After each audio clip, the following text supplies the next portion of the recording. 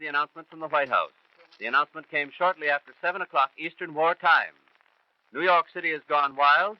The news was heard mostly on the streets from radios and taxicabs, and it's like 1,000 New Year's Eves. Here's Creighton Scott with a bulletin. It's from Washington, and it says that President Truman has passed along the order to the Japanese government to stop all military operations on every front.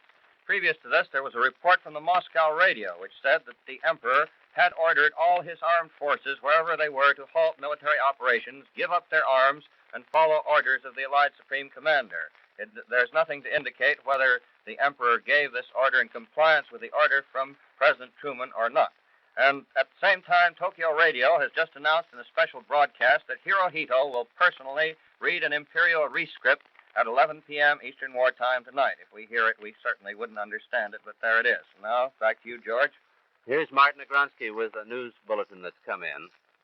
Well, the British, let's not forget, had something to celebrate, too, today. This is the end of a longer travail than the one that we have endured for the British. And even as President Truman was informing Washington newsmen of the war's end, Britain's Prime Minister Attlee was breaking the news to the British people in his special midnight broadcast. That was at 7 o'clock Eastern wartime here in New York. And Attlee, speaking from number 10 Downing Street in London, told waiting millions of Britons that Japan has today surrendered. The last of our enemies is laid low. Leland Stowe. President Truman announces that he expects between 5 million and 5.5 million men will be released from the armed forces during the next 12 to 18 months. Future inductions will be limited to the lowest age groups. The men and boys under 26 years of age will still go. However, inductions will be cut sharply from 80,000 to 50,000 men a month. The news bulletins keep pouring onto our New York news desk. Here's one that Robert Belair has just received. It's just been learned in Washington that everything already is arranged for American military government forces to move into Japan when the first Allied troops land for the occupation. Officers are all ready to move from Okinawa and the Philippines. They're waiting tonight only for the signal to move in, with more than 2,000 civil affairs officers to assist General MacArthur in the administration of Japan. At the same time, the Navy is ready to send in military government officers also to help in a joint administration similar to the setup now in operation on Okinawa.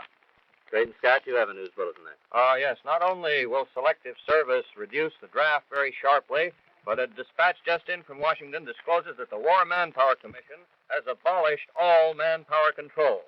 All manpower controls are abolished effective immediately, giving the nation a free labor market for the first time in more than 2 years.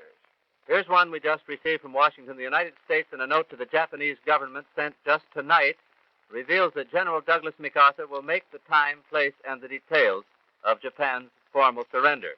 As you probably heard from Washington, the President announced that Douglas MacArthur is the Allied commander who will control Japan. And Leland Stowe has the news item. Extra details of military police in Washington were rushed to the White House this evening to handle thousands of cheering persons who surged about the Iron Grill fence. I think you've already heard how the President came out and spoke briefly to this cheering throng. There's also a brief note from Moscow.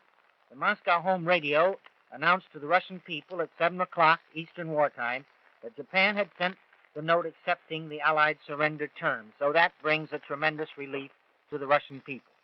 Martin, you have one. Yeah, we've got one here on censorship, George. President Truman has yet to officially declare Victory Day. But just as soon as that proclamation is made, censorship is going to end in this country. The director of censorship, Byron Price, had said earlier today that his office, as far as he is concerned, is going out of business when the shooting is over. No more censorship. Just to repeat for you, President Truman said, and these are his words, I have received this afternoon a communication from the Japanese government in reply to the message forwarded to that government by the Secretary of State August 11th. I deem this reply a full acceptance of the Potsdam Declaration, which specifies the unconditional surrender of Japan.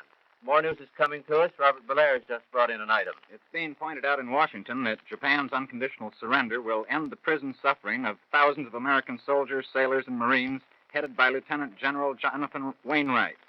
Point number 4 in the American and the Allied counter-proposal of last Saturday said Immediately upon surrender, Japan shall transport war prisoners and civilian internees to places where they can quickly be put aboard Allied transports. That has now been accepted by the Japanese, and so we can expect those prisoners to be returning in a very short time. Leland, you just got something there? Haven't had time to read it. Chinese news service has message from the Chinese ambassador and Madame Chiang Kai-shek on the surrender of Japan.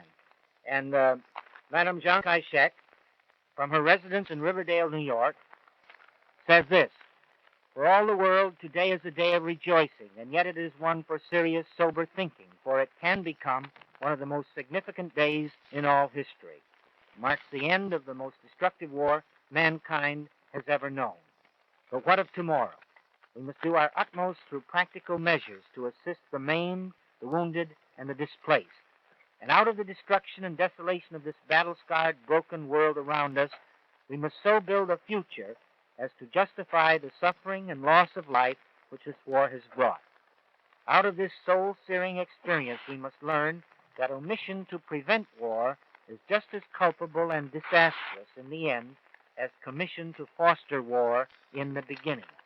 Only in this way can we even repay in a measure the debt of life we owe to those who have died." This is Madame Chiang Kai-shek's message. Thank you very much. And the news is coming in. Martin Agronsky has a story. Well, this is from War Production Board Chairman J.A. Krug. He has something to say on the end of this war. He says that now it is time to continue joining forces at home to convert the machines of war to the machines of peace to ensure economic plenty and a high standard of living in our country.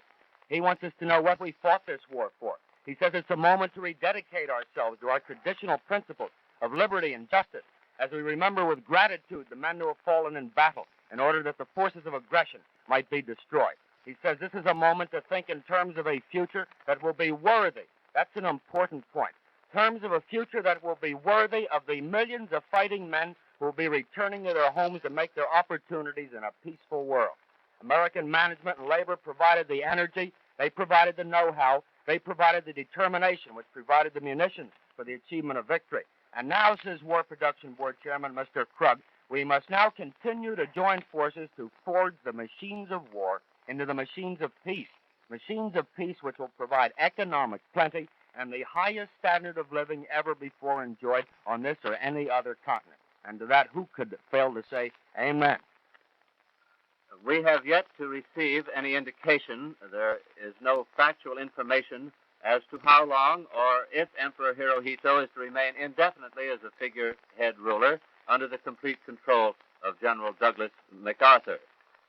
You have one there, Creighton? Yes, I have here the text of the extemporaneous speech given by President Truman on the steps of the White House, and here it is.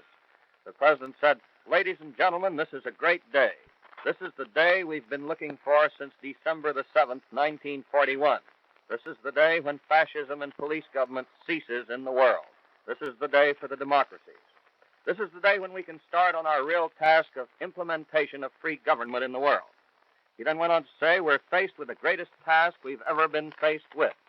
The emergency is as great as it was on December the 7th, 1941. It's going to take the help of all of us to do it, but I know we're going to do it." And that's the complete text of the speech that President Truman gave, although very few people heard it because there was so much cheering and yelling. And I think that as you hear those words now, we can all take them to heart and realize that we have reached the stage where peace is in the world and relief has come to us, but we must go on and the world will continue with its problems. Robert Belair has an item now. This is from Washington. Draft Director Hershey has just said that he regards the President's instructions on selective service as a flat prohibition on the drafting of men 26 and over. Previous instructions on the draft were that men up to 37 were subject to the draft, but in practice, calls the past few months have been confined to men under 30. Now, Draft Director Hershey, following the President's new instructions on drafting men, says he regards it as a flat prohibition on drafting of men 26 and over. Ladies and gentlemen, during the past hour, you have heard broadcasts concerning the Japanese surrender from Washington and New York. From Washington, we have presented David Wills, Balkage, Ray Henley, Earl Godwin, and Raymond Swing. From New York, we have presented George Hicks, Creighton Scott, Leland Soule, Martin Agronsky, and Robert Belair. All regular scheduled programs of the American Broadcasting Company are canceled But we will keep you abreast of all the news throughout the night.